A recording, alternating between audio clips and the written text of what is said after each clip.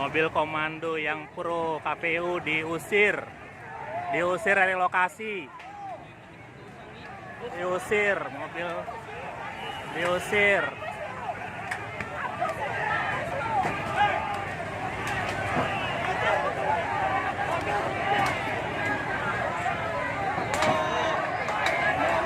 Mobil yang pro pemerintah diusir, yang pro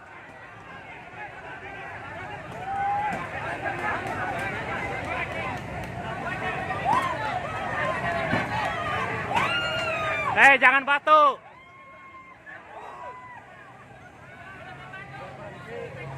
Ya, cukup berhenti aja.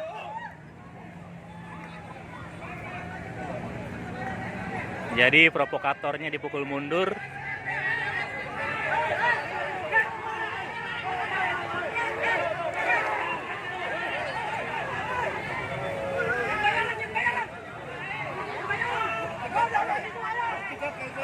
Enggak, itu yang tadi bayaran.